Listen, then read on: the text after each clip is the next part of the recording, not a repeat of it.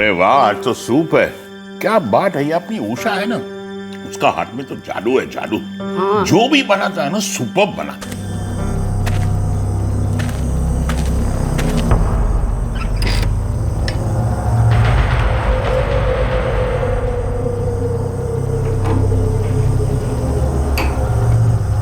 सायरा बोल रही थी कि बच्चों को छुट्टियों में भेजेगी। अरे वाह, गुड न्यूज।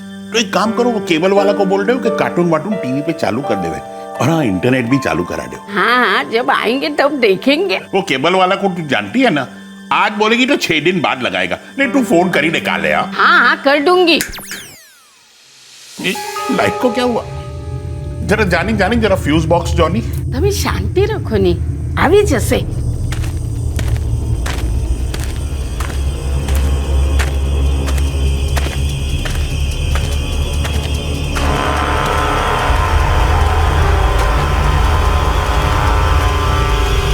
आ गया, जान में जान आया। हाँ। लेकिन ऐसे कैसे हुआ? वो अपना इलेक्ट्रिशियन है ना, उसने इन्वर्टर कन्वर्टर कुछ बोलते हैं ना, वो लगाया है। हाँ, ये तो बराबर है। पहला बार इतना साल में हुआ ना। फरजाद, हुआ होगा कुछ। તમે સૂપ પીઓ ની, ઠંડો થઈ જશે। हाँ, पीऊँ पीऊँ। Inverter converter.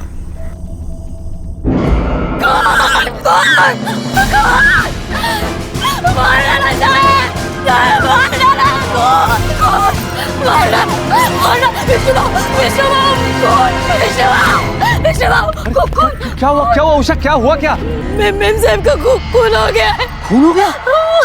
अरे वो फरजाद भाई कहाँ है? वो दिख नहीं रहे विष्णु बाबू। और मेलिसा ताई, वो किधर है? वो रसोई के पीछे बाहर। ठीक है, मैं देखता हूँ।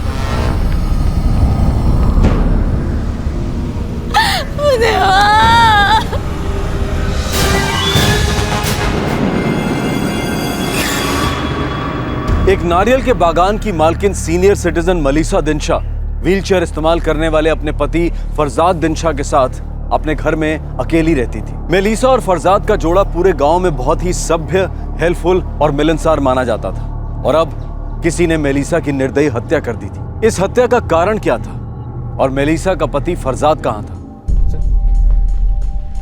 पर यह कोई और केस भी हो सकता है जिसमें चोरी भी की गई हो, या फिर चोरी जानबूझकर की गई हो असली कारण को छुपाने के लिए।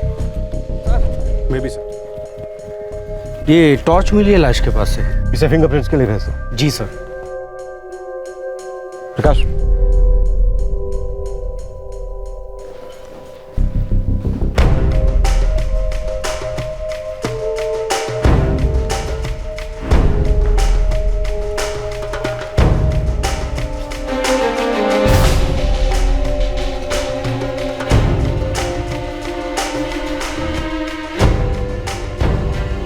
सर, अटैक शायद इन स्टेयर्स पे हुआ होगा और लाश को घसीट के बाहर ले गया होगा। ब्लड काफी सूख चुका है।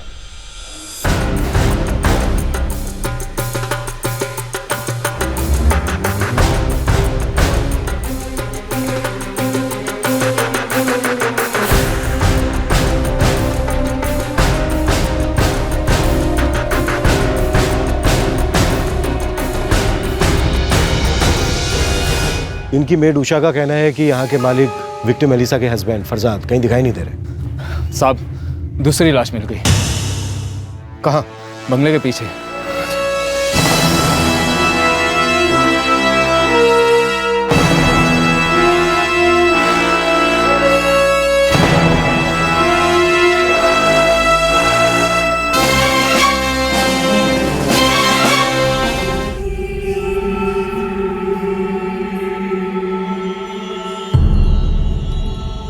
वो उठाना।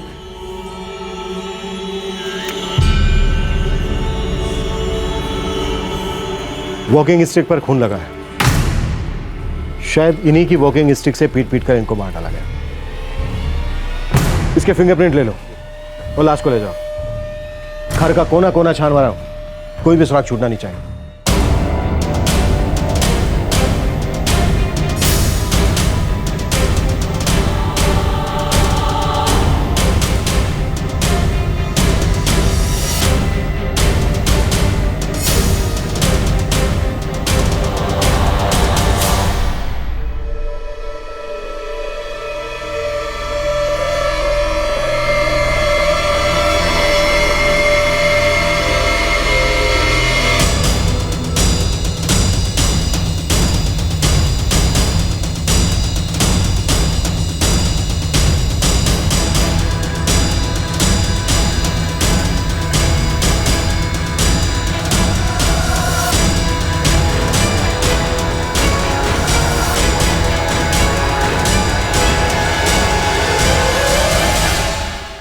सर, मोबाइल का चार्जर है, टूटा हुआ सिम है, लेकिन मोबाइल फ़ोन नहीं है। अटैकर ले गया होगा, यहीं सिम कार्ड चेंज किया और शायद फ़ोन भी यहीं से गया हो। सर, मैंने मेलिसा और फरजाद के दामाद सोहराब से बात की। उसका कहना है कि मेलिसा अपने ज़्यादातर गहने बैंक के लॉकर में रखती थी। घर में कैश था? सर, 2-3 दिन पहले नारियल की खेती की इंस्टॉलमेंट आई थी, कैश 45,000 रुपये, जो इसी लॉकर में रखी थी। इनसाइड जॉब लगता है सर। खुलेगा, धीरे धीरे सारा पिटारा खुलेगा।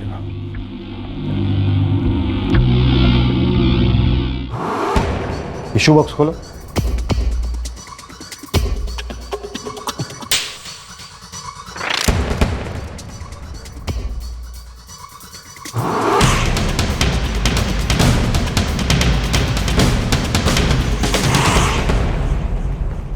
सर, लगता है फरजाद दिन शाह यहाँ बैठ के खाना खा रहे थे और ड्रिंक्स पी रहे थे जब खूनी उनकी बीवी मेलिसा को बाहर से मार के यहाँ अंदर आया, फरजाद को यहाँ मारा और उनकी बॉडी को उस रूम के बाहर फेंक दिया।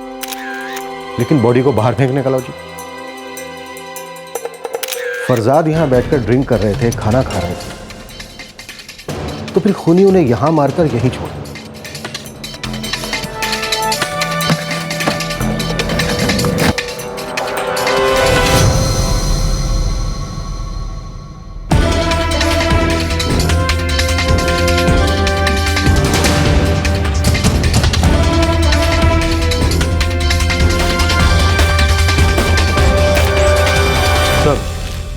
ये दोनों चीजें झाड़ियों में मिली। सर, लगता मर्डर वेपन है। पहली बार किसी पेपर कटर से मर्डर होते देख रहा हूं। प्रकाश, उषा को पूछते हैं कि ये फोन किसका है।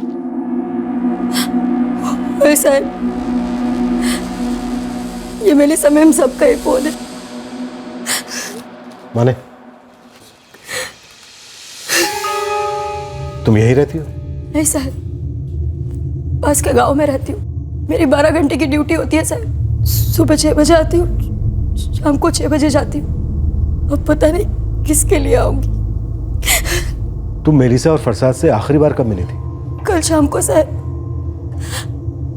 रोज की तरह उनके लिए रात को खाना बनाया और 6:15 बजे घर के लिए निकल गई। हाँ, क्या खुशबू है। लगता है उषा डिग्री ने चिकन बनाया है। अरे उषा, चिकन बनाया ना तूने? हाँ साहब, जैसा आपको पसंद है ना बिल्कुल वैसा ही बनाया है। अपने बाग का नारियल डाल के ही बनाया है। अरे वाह, तो आज डिनर में फर्स्ट क्लास जलसो। ए, मुंह में पानी आ गया। एक पीस टेस्ट करने को मिलेगा? ना ना, बिल्कुल ना। कितना मोटा हो गया है। हाँ, जैसे तू साइज 0 की है ना, बात करती है। उषा, फरजाद को अंदर लेके जा, मैं राउंड पे जाती हूँ। और वो रामू छोटी छोटी बातों पे गुस्सा करता है, उसको बोल आने के लिए। Stupid man. बोलती हूँ मैं साहब। Bye bye. चलिए साहब। नहीं दिख रहा, मुझे जातो रे बस। आए पकड़।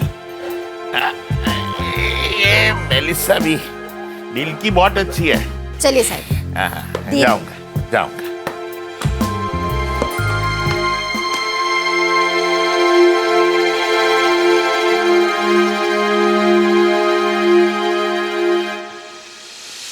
साहब रोज यही बैठकर टीवी देखते। मेम साहब पीछे बागीचे में चक्कर लगा कर आती, फिर दोनों खाना खाते। फिर सायरा दीदी मुंबई से फोन करती थी, उनसे बात होती और सो जाते। तुम्हारी मैम साहब रोज वॉक पे जाती थी? दर रोज साहब पीछे बाग के चक्कर लगाने जाती थी। कमर टूटने से पहले साहब पे जाते थे। कमर कैसे टूटी थी? नहाते वक्त गिर गए थे। उनकी बेटी सायरा रोज शाम को उन्हें फोन करती थी। हाँ साहब, 15 दिन में एक बार सायरा दीदी और उनके मर्द सौरभ मिलने भी आते थे। सर, सारा और सौरभ ऑन द वे। ये रामू कौन है जो गुस्सा था? ये गाँव में रहता है साहब। वो बाग के नारियल उतारने का काम करता है। वो और उसके आदमी बाग के सारे नारियल उतारते हैं। गुस्सा क्यों था? वो जास्ती पैसा मांग रहा था। नारियल उतारने का हिसाब भी जास्ती मांग रहा था। मेम साहब ने बोला भी कि वो अगले टाइम बढ़ा देगी, पर वो भड़क गया। कई दिन हो गए वो नारियल उतारने नहीं आया। प्रकाश, रामू और उसके आदमी को उठा लो। सर। उषा, आज सुबह एग्जैक्टली हुआ क्या था? मैं रोज की तरह सुबह 6 बजे आई। उस दिन मैं आते ही सबसे पहले बाग में चली गई थी पानी चालू करने।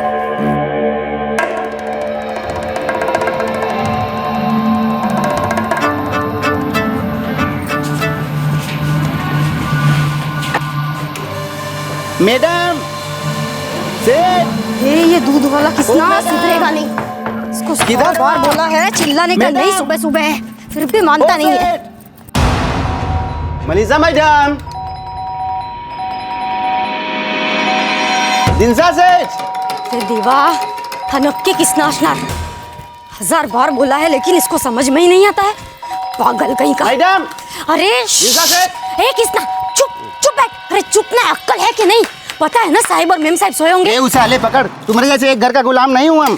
25 घर देखना होता है, 25 घर से कमाई होती है हमारी। और हमारा टाइम पैसा है, पैसा। और हमारा टाइम जो खराब करेगा ना, कभी हम नींद हराम कर देंगे, समझी? अरे चल चल निकल निकल, सकाई सकाई कटकट में ऐसी बड़ा आया नींद हराम करने वाला। तेरी तो ना चर्बी उतारनी पड़ेगी अभी। हाँ, मेरे पास भी एक चाबी होती है, मैं दरवाजा खोलकर अंदर गई, ठिकाने लगा नहीं पड़ेगी हमेशा की तरह। रोज सुबह की खटखट हो। मेम साहब को उठने दो, इस किस्ना के बारे में आज फैसला लेना ही पड़ेगा। मैं सोच रही थी कि इतनी सुबह सुबह कौन फोन कर रहा है। साहिब और मेम साहब के मोबाइल पे फोन क्यों नहीं कर रहा है? एक मिनट, मैं खुद फोन लेने जा ही रही थी कि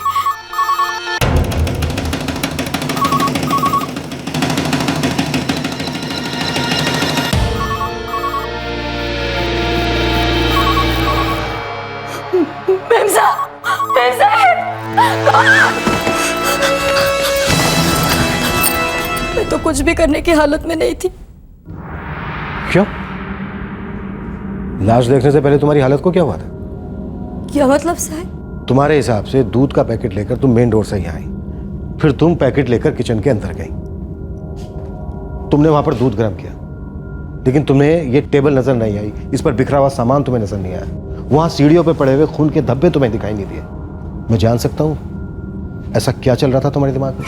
मैं वो दूध वाले किस्ना के बारे में सोच रही थी साहब। गुस्सा थी उस पे। बूढ़े लोगों को कोई इस तरह चिल्ला चिल्ला कर जगाता है क्या भला? बहुत फिक्र थी तुम्हें अपने साहब और मैडम के लिए। वो मेरे माँ बाप से भी बढ़कर थे, और उस किस्ना ने उनके बारे में बुरा बोला था। प्रकाश, उठा लो कृष्णा को। सर।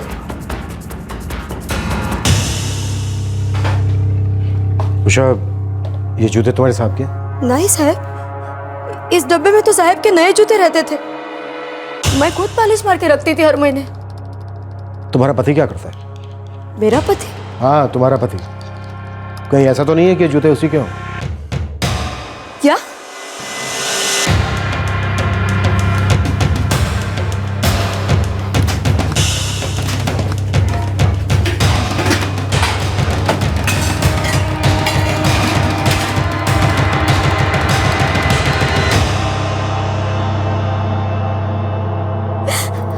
मेरे घर से एक भी चोरी का पैसा मिला ना साहब, तो मैं जलते हुए कोयले पे चलूंगी, जान दे दूंगी अपनी। अरे मेरे माँ बाप जैसे। तू चुप कर, नौटंकी बंद करा। तू उनकी सगी बेटी होती ना, तब भी तेरे पे शक जाता। ये मर्डर का केस है, मर्डर का, सब पे डाउट जाता है।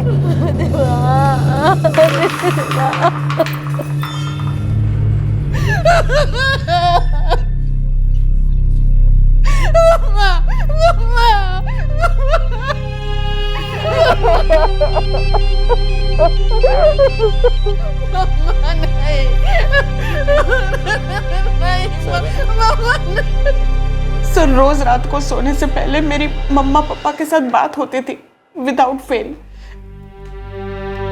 कल मम्मा का फोन नहीं आया तो मैंने ट्राई किया, तो उनका सेल फोन और उनकी लैंडलाइन कॉन्स्टेंटली बज रही थी और पापा का सेल फोन स्विच ऑफ आ रहा था। शायद उनका सेल फोन अटैकर ले गया। आपको कैसे पता एक ही अटैकर था?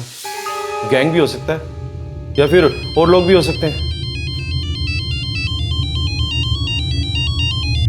आई मीन और लोग भी हो सकते हैं, राइट? होने को तो बहुत कुछ हो सकता है मिस्टर सौराब श्रॉफ। वैसे आप करते क्या हैं? जी, मेरी अपनी कंस्ट्रक्शन कंपनी है। आप अकेली संतान हैं सायरा जी? जी, इनफैक्ट मैं मम्मा पापा को हमेशा से कहती थी कि बहुत हो गया ये कोकोनट प्लांटेशन, अब सब कुछ बेच के आप हमारे पास मुंबई आ जाइए। पर वो सुनते ही नहीं थे। इतनी बड़ी जमीन थी, बेचते तो बहुत अच्छी कीमत मिलती। आई थिंक आप बेहतर समझ सकते हैं, बिल्डर है नहीं? वैसे भी इलाके में आजकल बहुत सारे पुराने फार्म हाउस बेचे जा रहे हैं बिल्डर्स को। सर मम्मी पापा बेचना नहीं चाहते थे और हम उनकी विशेष की रिस्पेक्ट करते थे। श्रोफ साहब कोई और था जो उनकी विशेष की रिस्पेक्ट नहीं करता था। आई मीन वो जमीन खरीदना चाहता था। जी नहीं, कोई फैमिली दुश्मनी, पर्सनल दुश्मनी या ऐसा ही कुछ और?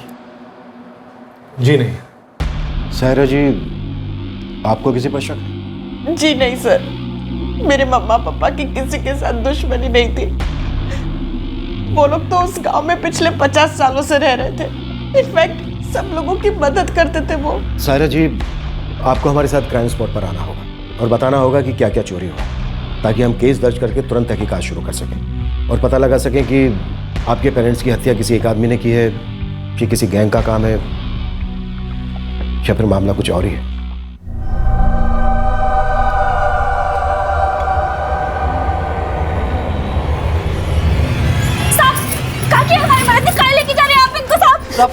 हमने कुछ नहीं किया साहब, हमारी बात मानिए सर।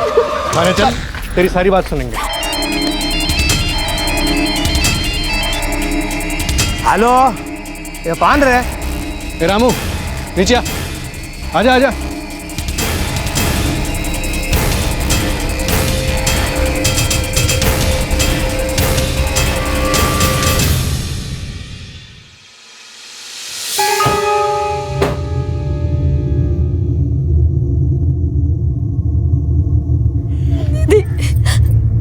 दीदी मैं कुछ नहीं कर पाई। साहब और मैम साहब गए दीदी, गए। तू कर भी क्या सकती थी उषा, और हम भी क्या कर सकते? बस अब तो ये पता लगाना है कि किसने किया और क्यों किया।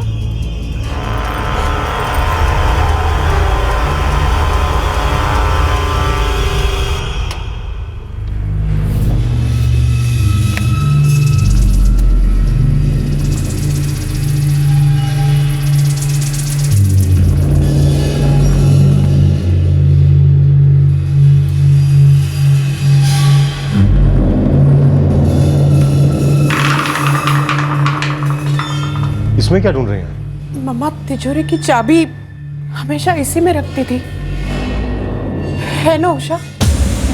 मेरे को नहीं मालूम दीदी, मैम साहब ने मुझे कभी नहीं बताया, मेरे सामने कभी नहीं रखी। सर मेरी मम्मा की सोने की चेन, इयररिंग्स और वेडिंग रिंग, डैडी का सेलफोन और पार्टी शूज, और उनके लॉकर में से 60,000 कैश। अभी तो मुझे इतना ही याद आ रहा है। उषा तुझे कुछ और सूझ रहा है? नहीं। कल पोस्टमार्टम के बाद आपको उनकी बॉडीज मिल जाएंगी, तब तक आप लोगों को कहीं रुकना होगा। मैं रुक सकूंगी, मेरे हस्बैंड को जाना होगा। बहुत बिजी रहते हैं सर, उनके बिजनेस में आजकल थोड़ी टेंशन चल रही है, इसलिए वो थोड़े डिस्टर्ब हैं। इसका मतलब ये नहीं कि वो केयर नहीं करते। आप प्लीज उन पर शक मत कीजिए। जब तक मैं असली खूनी को या फिर खूनियों को कोर्ट में पेश नहीं कर देता, तब तक मैं सब पर शक करूंगा, जहां तक कि आप पर भी। अरे नहीं नहीं साहब। क्यों नहीं?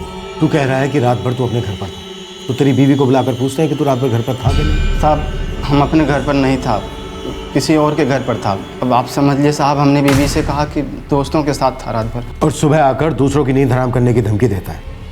बड़ा गुस्सा था तुझे मेलिसा और फरजाद पर? अरे नहीं साहब, उस सुबह हमारा पारा चढ़ा हुआ था। सुबह ही हमारी गर्लफ्रेंड के साथ झगड़ा हो गया था और दूध देने में हमें देरी हो रही थी। अब साहब हमारा दिनशा साहब के साथ कौन दुश्मनी है इससे। चल अपनी गर्लफ्रेंड का नाम और नंबर लिख, और जब भी तुझे बुलाएंगे आना पड़ेगा। नाम और नंबर लिख दे। हम ना तेरी बीवी को बताएंगे ना उसके पति को। कोई शौक नहीं है हमें लोगों के घर तोड़ने का। लिख। नेक्स्ट।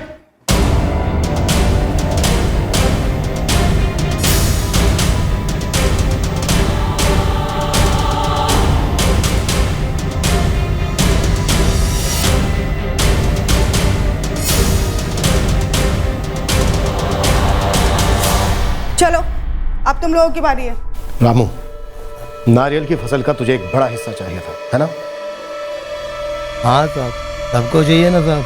पिछली फसल के 45,000 रुपए मिले थे मेलिसा और फरसाद को, लॉकर में रखे थे उन्होंने। आया होंगे साहब, पर हमारे हाथ में कुछ भी नहीं मिला था। वो 45,000 रुपए कहाँ है रामू? साहब, आपको क्या लगता है कि माई और मेरा आदमी लोग ने मिल के देशू मैडम और साहब का मर्डर किया और पैसा चुराया? मेलिसा के गले की चैन भी चुराई, उनके कान और एक उंगली भी काटी जेवर के लिए। नहीं साहब, 3 दिन पहले मैं और मेरा आदमी लोग हम लोग जाके बॉम्बे में बोरल पार्क में जाके नारियल निकाला। साहब, तुम वहाँ का मैनेजर को फ़ोन करके पूछो तो। हम सुबह 5 बजे वहाँ से आया।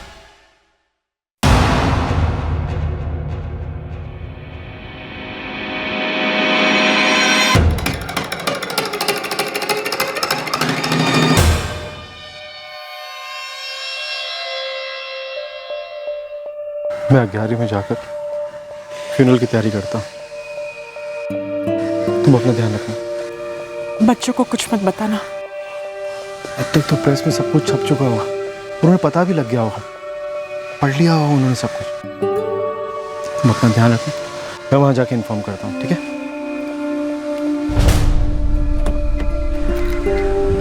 पहुंचते ही फोन करना। ठीक है, बाय।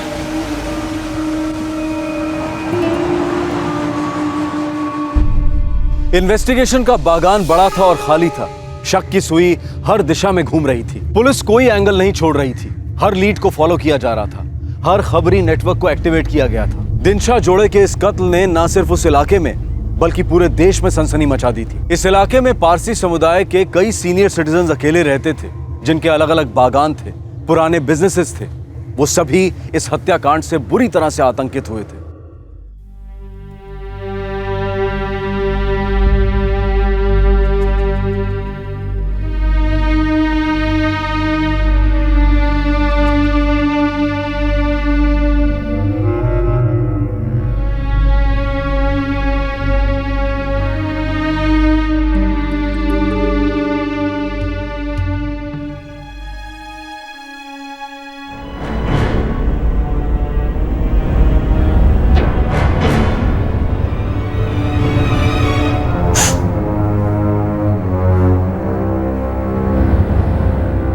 क्या हुआ दीदी?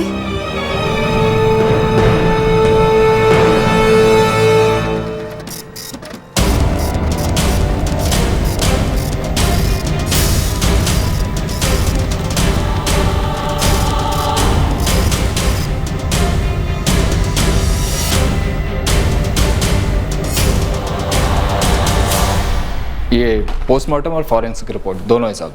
सर, मर्डर की रात सायरा के पति के काफ़ी फ़ोन कॉल्स थे, पर सभी उसके बिजनेस को लेकर मुंबई में किए गए थे और किसी भी सस्पेक्ट के फ़ोन रिकॉर्ड से कुछ भी नहीं मिला।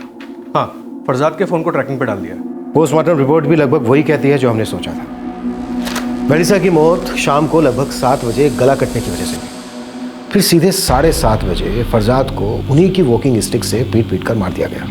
मौत का कारण सर पर चोट। सर, पोस्टमार्टम रिपोर्ट भी किसी तरफ इशारा नहीं कर रही है। मर्डर वेपन पर, खाने की प्लेट पर, वाइन के ग्लास पर, वॉकिंग स्टिक पर, हर जगह एक ही आदमी के फिंगरप्रिंट्स हैं जो हमारे किसी भी सस्पेक्ट से मैच नहीं करते। प्रकाश, किलर कोई एक ही आदमी है।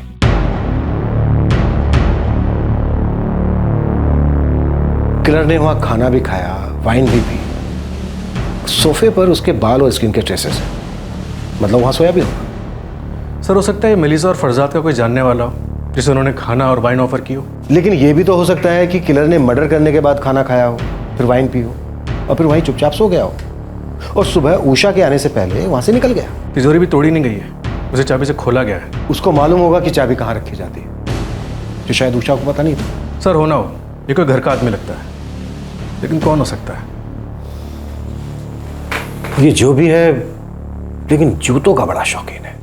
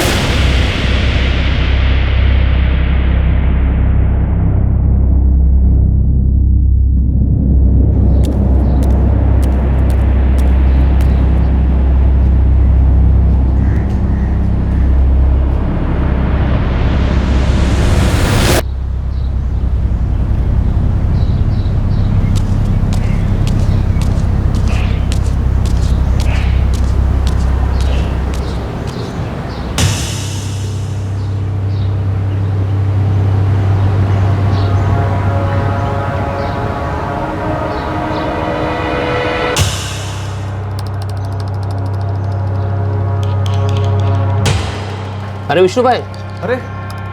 अरे विशाल कैसे है मजेद? हाँ एकदम मजेद। पर वो दिनशा बंगले का सुनकर 2 दिन से अजीब सा लग रहा है। बहुत बुरा वो लोग के साथ। मैंने ही पुलिस को फोन किया। विष्णु भाई आप मुझे पुलिस के पास लेके जा सकते हो? क्यों रे, तेरे को कुछ मालूम है इस केस के बारे में? हाँ शायद। अरे बोल ना, बोल, डर मत, बोल। साहब मर्डर वाले दिन वो दिनशा मैडम की जो नौकरानी ना उषा ने मुझे बंगले पर बुलवाया था। काय झालं उषा, एकदम अर्जेंट में बुलाया? चल बताती हूँ। अरे विशाल वहाँ घर में नहीं, यहाँ बाग में काम है। बाग में? हाँ चलो।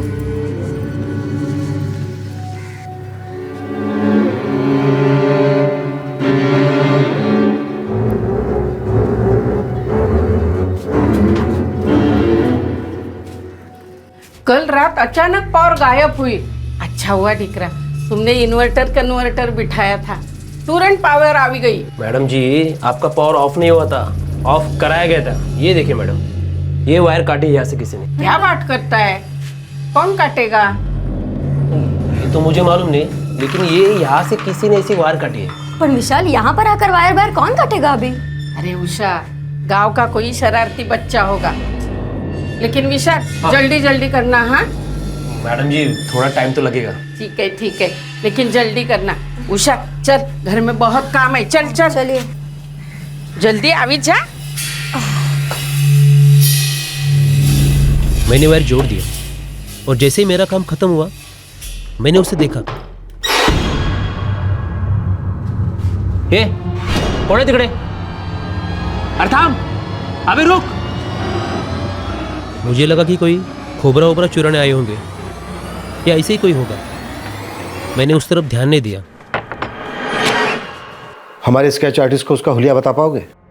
हाँ सर, ट्राई करूंगा। फाइनली पुलिस को एक लीड मिली थी। इस बात का अंदेशा हुआ था कि इस मर्डर और चोरी की प्लानिंग पहले से की गई थी। यह बात बिल्कुल साफ थी कि हत्यारे को पहले से पता था कि घर का इलेक्ट्रिक बॉक्स कहां पर है, जैसे कि उसे यह पता था कि तिजोरी की चाबी कहां पर थी। कौन था यह हत्यारा जिसे जूतों का शौक था, और क्या थी इस हत्याकांड की असली कहानी?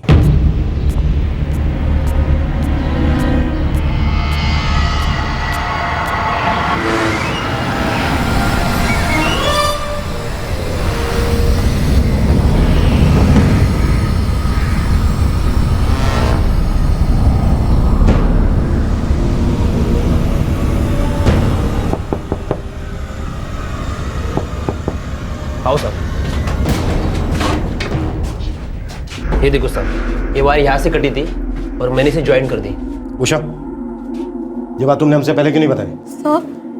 साहब वो याद नहीं रहा, इतना ध्यान ही नहीं दिया था। अब जो हम तुम्हें दिखाएंगे उसे ध्यान से देखो, फिर जो छुपा है वो अपने आप बाहर आ जाए। इसे पहचानती हो उषा?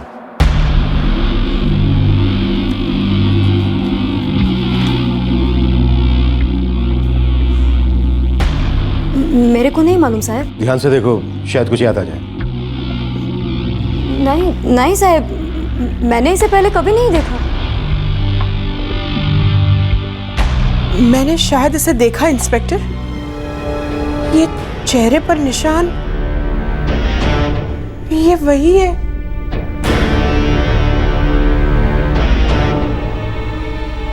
ये गिरीश है, हमारे केयरटेकर का लड़का गिरीश प्रसाद।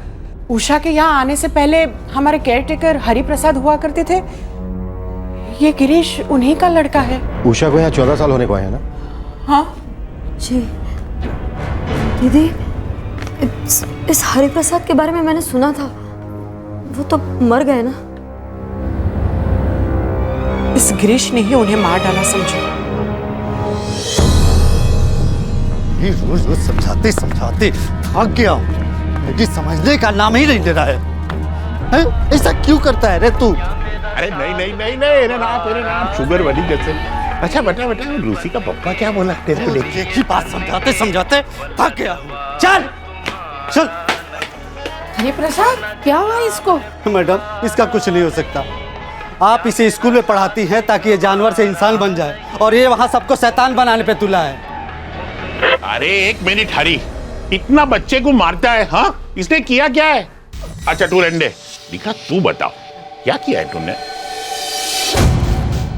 साहब 4 दिन से स्कूल नहीं गया ये। क्यों? गिरीश आइए क्या?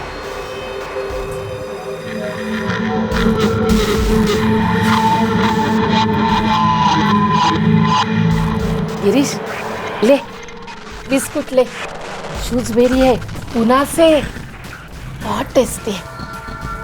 अब बता स्कूल क्यों नहीं गया? वार तू रवा दे। हाँ कोई बात नहीं दिखा, कोई प्रॉब्लम नहीं। हरी तू बता क्या प्रॉब्लम क्या है, बता तू। साहब अपने स्कूल के 4 बच्चों के साथ ये जुआ खेलने गया था जेठी के पास। खुड़ाई गिरीश तू जुआ खेलता है? क्यों खेलता है डिकरा? क्यों खेलता है बता ना, क्यों? पैसा। ये गधेरा, जुआ का पैसा नहीं होता है, बर्बादी होता है, बर्बादी। साहब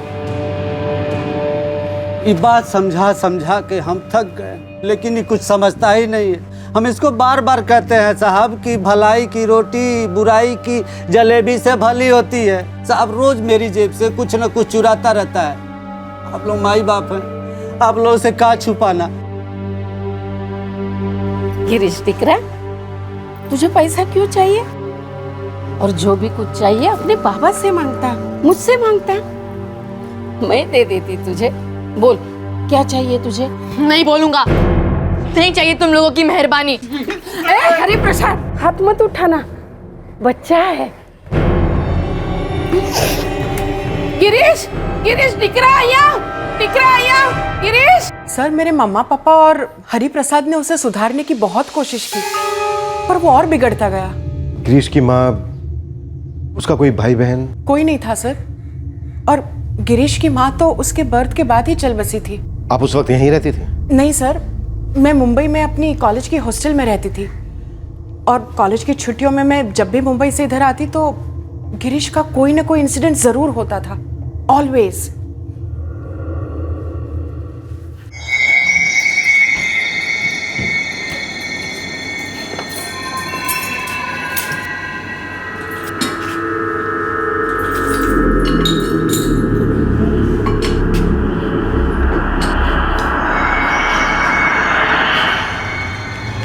कुछ दिखाना है, अंदर आओ नहीं तू। मम्मा अंदर आओ नहीं, दिखाना है, आओ अंदर आओ नहीं।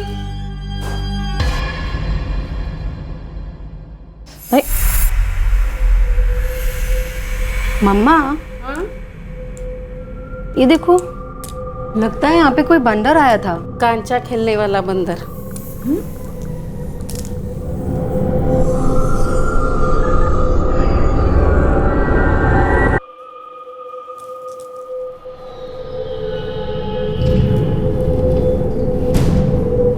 दूध के लिए 10 रुपए रखे थे, वो भी लेके गया। लेकिन मम्मा उसके पापा को बताना मत। उसके पापा को बताना पड़ेगा।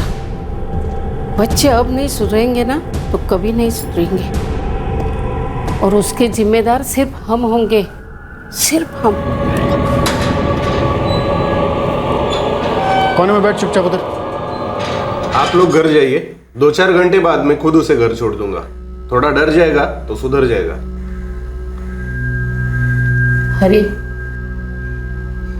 मुझे नहीं लगता ये आइडिया अच्छा है।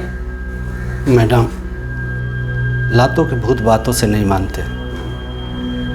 वो मेरा बेटा है, मेरा सब कुछ है, लेकिन गलत रास्ता पकड़ लिया है।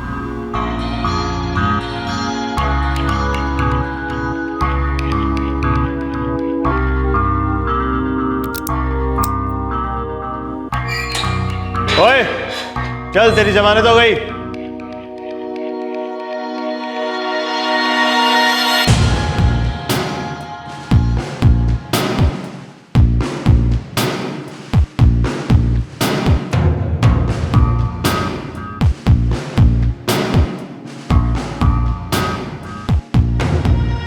उन दिनों मेरी शादी की तैयारियां हो रही थी और गिरीश ने 1000 रुपए चुराए थे। हरी ने खुद परेशान होकर उसे पकड़वाया था, पर मम्मा ने बेल करवा दी, और दूसरे ही दिन गिरीश ने घर से 2000 रुपए अलमारी खोलकर चुराए।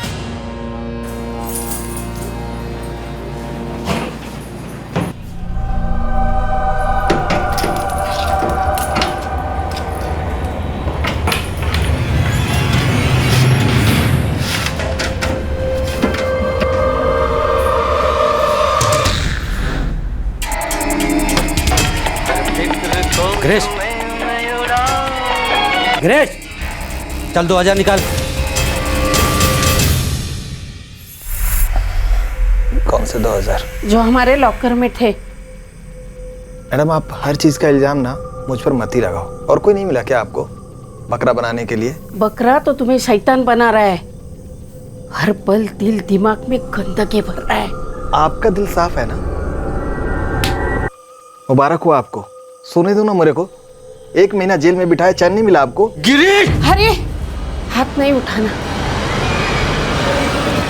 हरि प्रसाद,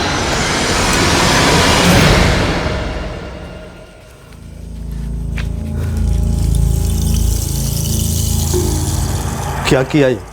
क्यों किया? हरि छोड़ छोड़, हाथ नहीं उठाना। खोड़ाई की कसम है तुम्हें। क्या कर रहे हैं हरि? हरि क्या कर रहे हैं?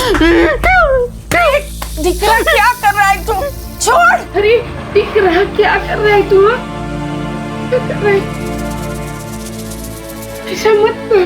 तूने ऐसा क्यों किया? कब सुधरेगा? पागल हो गए हो क्या? क्या कर रहे हो?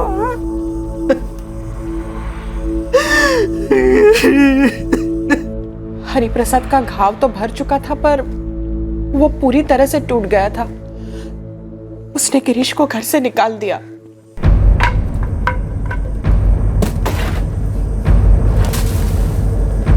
ये भी ले जा, दफा हो जाए यहाँ से। और चला, कभी भी गलती से भी तुम्हें ईमानदारी का रोग लगे ना, चले आना मेरे पास, बैठा के इलाज करूंगा तेरा। अभी दफा हो जा। अपना बेईमान चेहरा कभी मुझे मत दिखाना, समझ लेना। तूने जीते जी अपने बाप को मार डाला। और डालो।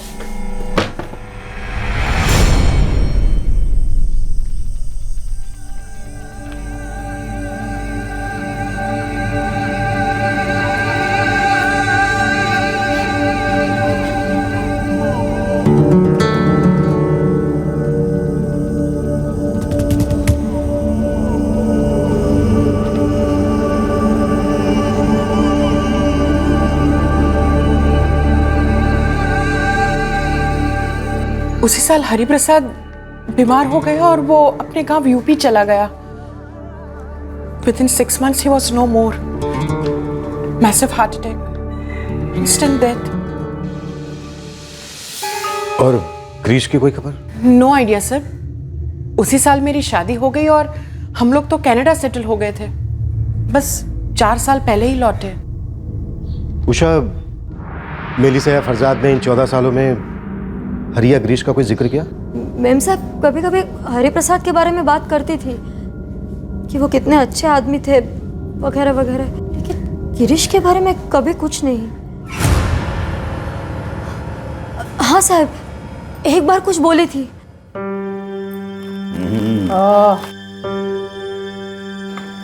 वाह, प्रॉन्स करी बनाई, बहुत अच्छी। लेकिन बहुत ज्यादा बनाया निकरा, इतना हम खा नहीं पाएगा। तुम एक काम करना, जितना बचे ना घर लेके जाना बच्चा लोग के लिए। अरे नको साहब, रोज रोज लाड करूंगी ना तो बिगड़ जाएंगे। अरे उषा, बच्चों को प्यार से बिगाड़ना चाहिए। स्टिक ठोकर सुधारने बैठे ना तो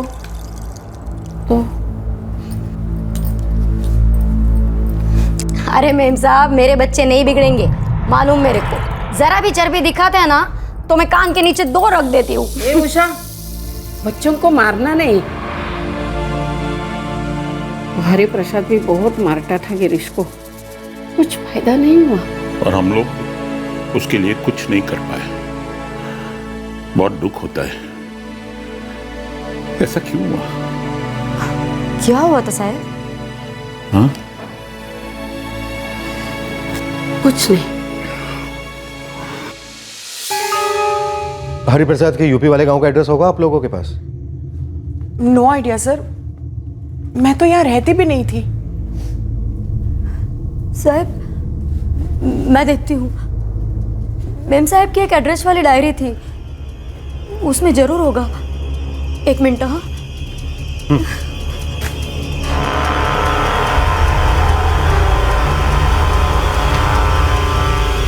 मिल गया।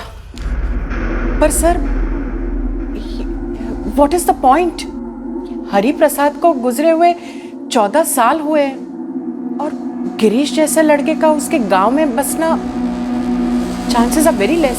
अगर गिरीश तक पहुंचने का 1% चांस भी होगा ना, तो मैं वो चांस जरूर लेना चाहूंगा mister Shroff,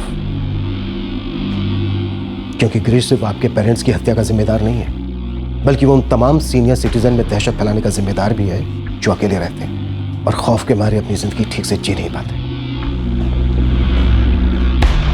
police team UP पहुंची, लेकिन सायरा श्रॉफ का शक सही निकला। पुलिस को खाली हाथ लौटना पड़ा, क्योंकि 14 सालों में वो गांव भी गुजर चुका था और एक नए कस्बे की शक्ल में उसका पुनर्जन्म हुआ था, और हरि प्रसाद या उसकी फैमिली का नामो निशान मिट चुका था। गिरीश प्रसाद कहां था? क्या 14 सालों में उसका भी नया जन्म हुआ था? पुलिस को पक्का यकीन था कि ये चोरी और डबल मर्डर गिरीश प्रसाद ने किया है, लेकिन जैसे जैसे तहकीकात आगे बढ़ी, ऐसा लग रहा था कि गिरीश प्रसाद का भी नामो निशान मिट चुका है। सर, फरजाद दिनशा के फोन का IMEI नंबर ट्रैक हो गया है। वडोदरा गुजरात लोकेशन दिखा रहा है। सेल नंबर ट्रैक हुआ? सर, पिछले 5 दिनों में 4 बार ये नंबर चेंज हो चुका है, लेकिन नाम और एड्रेस एक ही दिखा रहा है, श्रीमित ढेडिया। नाम और एड्रेस दोनों नकली है? Yes sir. एक ऑप्शन है, थोड़ा लंबा है लेकिन ट्राई कर सकते हैं। क्यों ना हम वडोदरा जाकर हर नंबर के कॉल रिकॉर्ड्स निकलवाएं और हर नंबर को ट्रैकिंग पे डाल दें, शायद कुछ हाथ लग जाए। एक शॉर्टकट है, तो कहाँ पर ट्राई करते हैं? क्या सर? कत्ल की रात किलर ने फरजाद के सेल फोन से उसका सिम कार्ड निकालकर तोड़कर फेंक दिया था, तो जाहिर सी बात है उस फोन में उसने अपना सिम कार्ड डाला हो सकता है। कत्ल की रात किलर ने वहां काफी समय बिताया, खाना खाया, वाइन पी, तो शायद टीवी भी देखा, और हो सकता है इस दौरान उसने कोई फोन भी किया। करेक्ट। प्रकाश, तुम एक काम करो, दिनशा बंगलो के आसपास जितने भी सेलफोन टावर्स हैं, उस रात की सबकी ट्रैफिक रिपोर्ट निकलो और पता करो कि उस इंस्ट्रूमेंट से कोई कॉल किया गया है या नहीं। चांस लेते हैं, हो सकता है अपनी बात बन जाए।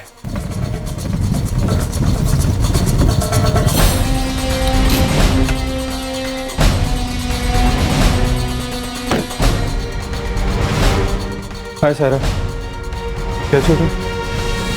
खूनी का कुछ पता लगा? Any new development? Police Girish तक पहुंचने की पूरी कोशिश कर रही है। आई एम श्योर वो उसे पकड़ लेगी। और वो श्योर है कि गिरीश ने ही की है? कोई और गैंग तो नहीं है? उनका तो पता नहीं, but I am very sure. मुझे उस लड़के की आंखें याद है, क्रेजी।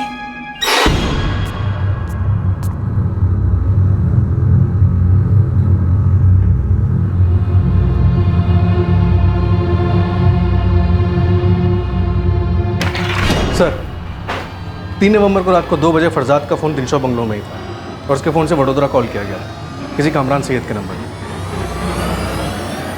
फोन लगाओ।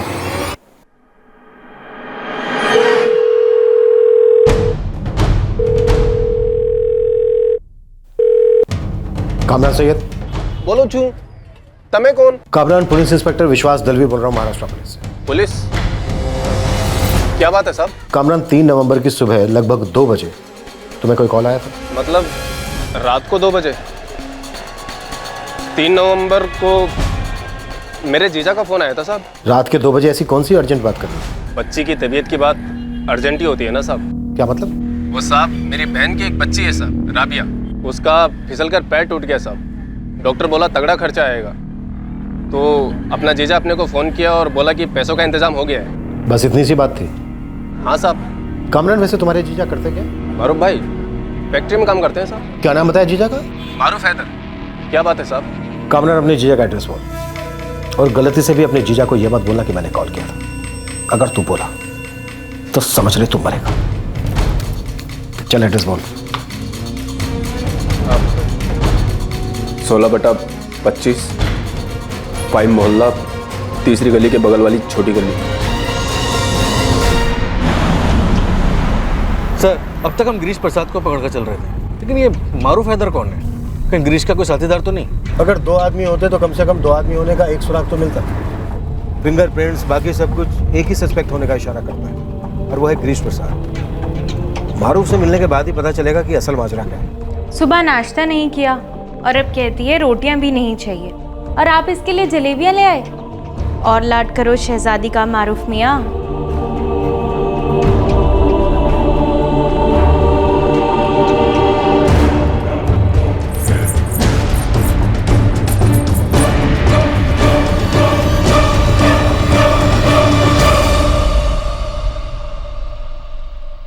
मलीसा और फरजाद दिनशा के डबल मर्डर केस की पूरी इन्वेस्टिगेशन उस घर के केयरटेकर हरि प्रसाद के लड़के गिरीश प्रसाद पर पहुंचकर जीरो हुई थी। कत्ल की पूरी मोडस ऑपरेंडी देखते हुए, गिरीश का पास्ट रिकॉर्ड देखते हुए पुलिस को पूरा यकीन था कि खूनी गिरीश प्रसाद ही है। लेकिन इस मारूफ हैदर के एंगल ने एक तरीके से इस केस को सर के बल उलट दिया था।